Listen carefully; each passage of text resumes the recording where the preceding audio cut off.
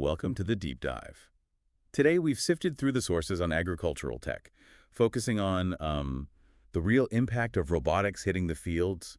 Forget the far-out sci-fi stuff for a moment. We're looking at the here and now, the reality for farmers actually using this autonomous gear. Our mission really is to get a grip on why this is happening now, what pressures are forcing this shift. Because, it's not just about cool new toys. Exactly. It's driven by pure operational need. The sources point to this kind of perfect storm. A perfect storm, right? Uh, What are the main ingredients there? well, first off, and it's a big one, the labor crisis. Seriously, stark numbers. The U.S. was looking at a shortfall of maybe 2.4 million farm workers just in 2024. 2.4 million. Wow. So the people just aren't there to do the work. They're simply not available in the numbers needed. And tied to that, Is the age thing, right? I Yeah. saw the average U.S. farmer is getting close to 60. that's the second piece, an aging workforce. You combine that with the third driver, rocketing input costs. Yeah, talk about that. Those numbers were pretty eye-watering. They really were. Nitrogen fertilizer, for example, jumped something like 96% between 2020 and 2022. So that old way of doing things, just spraying the entire field broadcast application, it suddenly becomes, well, financially crippling for many. Okay, so precision isn't a luxury anymore. It's survival. It's an absolute financial imperative. You have to be targeted. So given those intense pressures, how much difference is this tech actually making? Are we seeing real, measurable gains? Oh, absolutely. The gains are quite dramatic in some areas.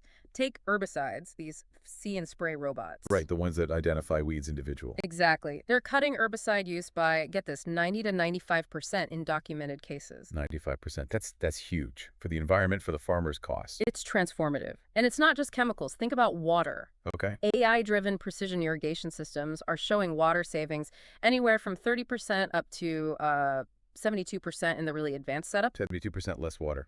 And then there's dairy. Robotic milking systems, or RMS.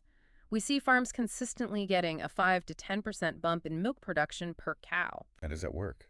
Just milking them more often. Partly that, yeah. Higher frequency, but also reduced stress on the animals. It's a calmer, more consistent process for them. That's fascinating. Which brings us to maybe the biggest shift of all, the farmer's actual job.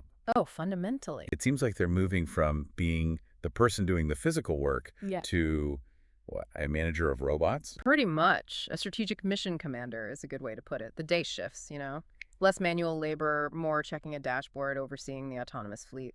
There was that story in the sources, the dairy farmer, that aha moment. Right, the one who was skeptical about the milking robot. Yeah, until it flagged a cow for high conductivity in the milk. What was it, mastitis? Early stage mastitis, yeah. The robot picked up on subtle changes in the milk chemistry like 48 hours before any visible signs appeared. Before a human could possibly have spotted it. That must build trust fast. Exactly. It proves the machine has insights humans just don't. But that pivot means the farmer needs a whole new skill set. So, less wrenching, more. Yeah. Troubleshooting error codes. You nailed it. Data analysis, systems management, figuring out cryptic fault codes. They're becoming kind of hybrid IT support/field technicians. So the toolkit now includes a laptop and maybe a Wi-Fi signal booster. Definitely the signal booster. Okay. Which brings us neatly to the big hurdles. Why isn't every farm using this yet? Cost, I imagine. Huge cost. The initial capital outlay, the CapEx, is steep. A single robotic milker, $150,000 to $200,000. An autonomous tractor can be $500,000 or more.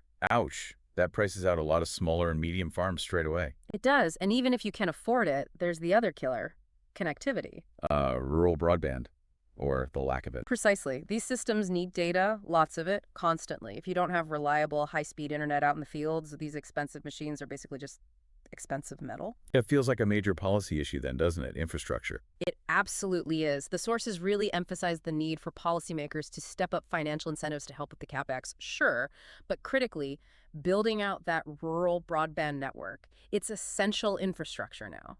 So looking ahead, the picture isn't really robots take over farming.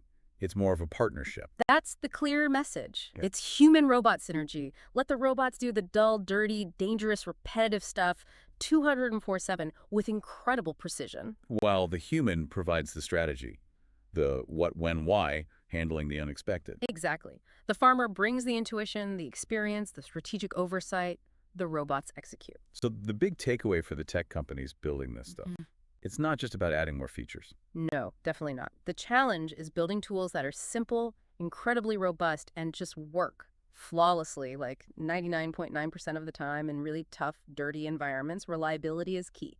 Okay, so for you listening, here's something to chew on. We're seeing the rise of the ag technologist, someone blending that deep practical farm wisdom with sharp data analysis. How could that idea apply in your own field? What critical data might you be overlooking right now that could actually reshape your own strategic thinking? Something to consider until our next